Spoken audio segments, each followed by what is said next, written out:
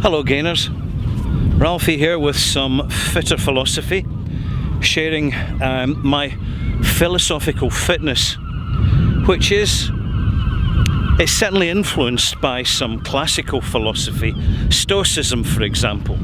So there's the principles of philosophy are at work, but importantly it's customization. It's like a shirt or a suit or a pair of trousers.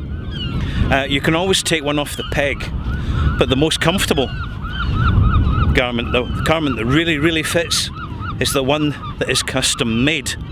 And part of our journey in life is to customize our life, to develop our singularity, our specific identity, which we all have.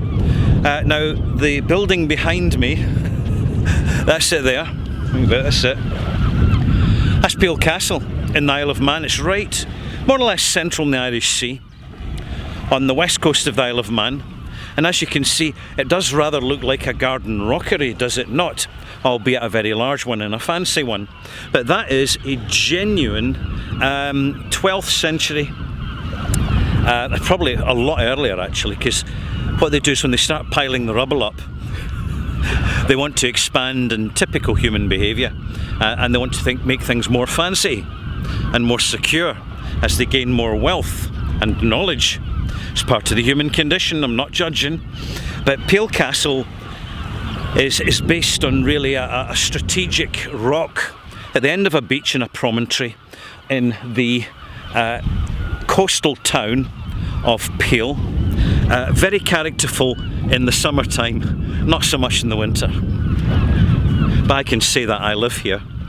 And a bit more about Peel Castle actually before I move on to the subject, the substance of my vlog, is that like so many buildings, it's been built upon earlier settlements, and we don't hear so much about them. They don't appear in the history books for the simple reason that the information about them is so obscure, and basically if it still exists it's locked away.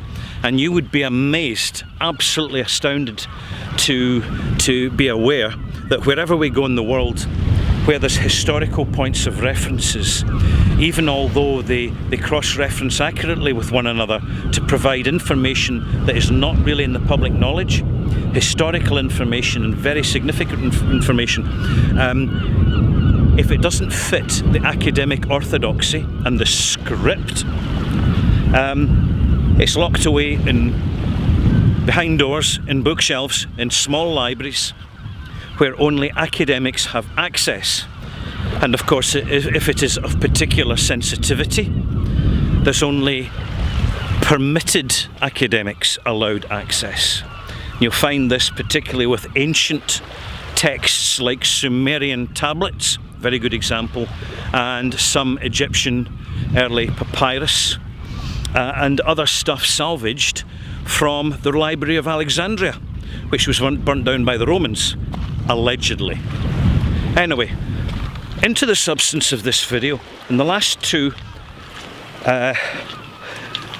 fitter philosophy vlogs, I've been discussing, first of all, fear, my thoughts and perspectives on fear, and then happiness. So they tend to be the polar opposite emotions, although we're frequently in a situation such as the complexity of emotional condition, and there's a number of factors that affect it, is that we can find that even when we're happy there's a touch of fear in the background, or even when we're being frightened there's a certain satisfaction and happiness to be gained on it.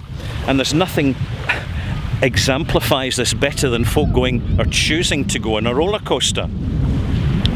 And for the flip side, let me think, a good example of a good working example of when people are happy but there's a sense of fear as well. Well, a wedding. Don't presume that all the guests at a wedding are happy. You can be very happy sitting having a meal, you know, the bride and the groom at a wedding, but you know fine well there's an undercurrent, there's other relatives out there that you've got issues with. So you're happy, but there's also, it's in parallel with a certain fear and trepidation. So that's another good working example.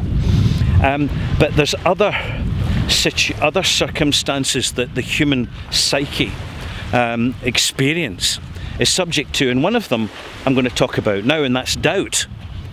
And it is generally considered that we should put doubts aside, that we should be assertive and confident and positive and all the rest of it. But I would suggest that's not the case. I would say people who experience doubt and build up a knowledge and awareness of self-doubt are in a far stronger position to deal with doubts, to prioritise them, to rationalise them than those who have had no experience and then suddenly they have a doubt thrust upon them. A doubt that maybe they've got the wrong career. We're going to head up now off the beach. The wrong career, the wrong relationship, they've taken the wrong medicine, taken wrong drug. And doubt can be very, very powerful, because doubts work both ways. We can be doubtful and it leads to fear, or we can be doubtful and it leads to happiness. And I'll give an example of that is when we doubt that that we've locked our house when we went on holiday. That can lead to a constant peripheral anxiety and fear. And then a flip example of that is where you have fears, that a doubt which is starting off fearful but turns to happiness, or just transmutes to happiness. And a good illustrative example of that is you go into a pound shop, a knick-knack shop, a charity shop, and you buy some old painting and you're not sure whether it's worth the £5 you paid for it, and then you discover when you look it up when you get home on eBay that it's actually worth a considerably larger sum than you paid for it. So this is another permutation of doubt. I'm going to have a seat now. See, I'm very mindful of my responsibilities as an internet vlogger, that I don't want other people accidentally coming into my images, particularly children. You know, you've got to consider your wider social responsibilities. And of course, it's summertime. We're down on a beach. So you've got all the families and the young kids playing. But I'm going to kind of really wind this up now, is that advice on doubt, embrace doubt, explore doubt, even create doubt now and again for practice. We live in a society where things are kind of polarised. To be happy, you've got to be all positive and be free of your doubts, be free of your fears, because doubts and fears tend to go together. And that's the way it's presented in the societies we live, rather than doubts and happinesses. And we are subject to social pressures. Not so much the overt pressures, we can recognise them more easily and deal with them, but it's the subliminal stuff, the ambient pressures of social norms, which can skew our own judgment on things. And I would say that it's part of Stoicism, but a complex part of Stoicism is exploring our life, not just the positives but the negatives. And it's not the overt stuff, it's subtle stuff. And doubts are a very, very good illustrative example and useful working example of doubt,